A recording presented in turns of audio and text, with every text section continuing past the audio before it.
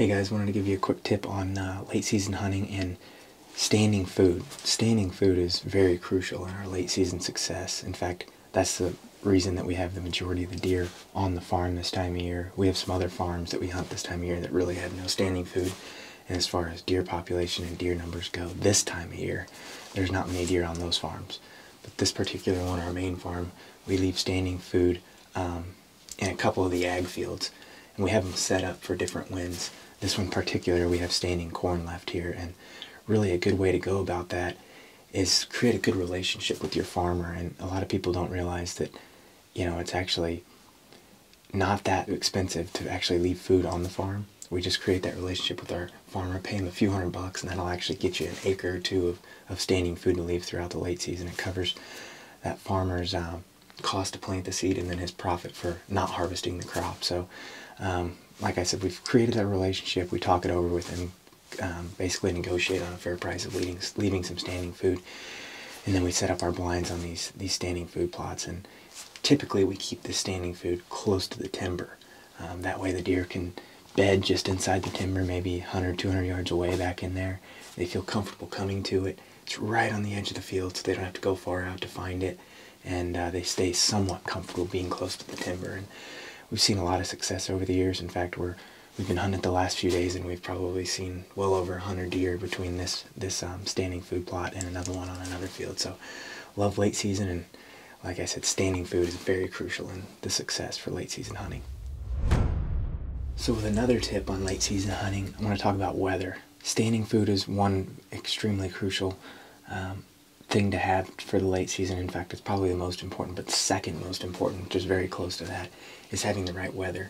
If you've got warm weather, it's really not that crucial because deer have browse all over in the timber. They may travel over and eat some clover somewhere else, whatever it may be, any sort of browse that they can find, acorns, whatever. But if you get cold weather with precipitation like snow or ice, covers up the majority of that browse they have there in the timber, leaving them to basically the fate of their stomach, having to come to this standing food. So if we can get a cold front with, you know, single-digit temperatures and precipitation, that's ideal, and then high pressure to follow that cold front is what we'll be hunting.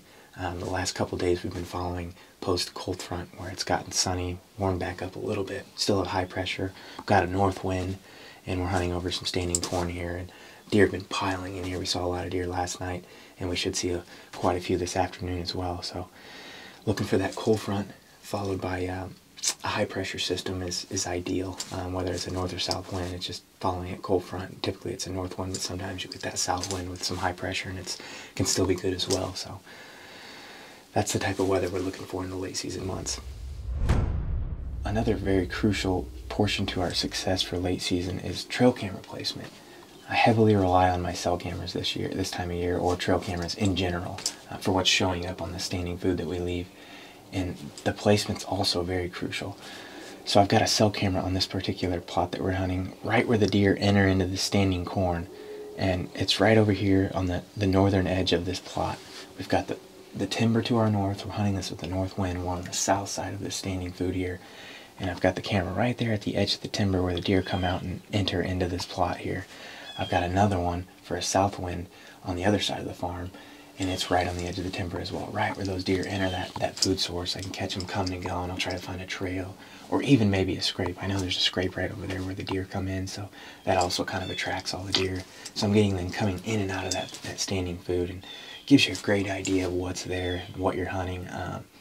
Also a great sense of monitoring the deer to see what type of age class is left over at the end of the season when we're hunting here, just with about a week left of season. So trail camera placement is very crucial. Heavily rely on them in the late season, and I think it's a true testament to our success. Our entry and exit is also crucial. We enter this blind, since it's a south wind blind, we're facing south. We enter from the northern side. So we come in from the north side, and that way we can come right in the back side, sneak into this blind, and then that's the way that we exit the blind after the hunt is over, whether we killed one or not. That's the way we leave. I'm often also asked, like, how do you get out of the blind if there's deer in the field? Well, it's kind of, we've tried different methods, but one method that I feel like works somewhat well is I'll actually try to make like a coyote sound and mimic a coyote, because they're often spooked this time of year by coyotes a lot. Coyotes are out hunting all the time in the snow. And if that one won't work, another thing that I try to do is maybe tip off one deer. Maybe it's a spike or a doe. And that way, if you could tip one deer off, that deer will spook, and it's almost like a domino effect. The other deer may not know what that deer's spooking from, but they're running because he's running or she's running. So it seems to be a good tip for getting deer out of the field without really alarming all of the deer and letting them know that there's a hunter in this blind, is if you can just tip one of the deer off and get them to run. But late season hunting, there's just a lot of different things that go into play. Like I said, late season hunting can be fun. See a lot of deer, and you get to see what bucks made it through gun season and what maybe here for next year. So love hunting the late season.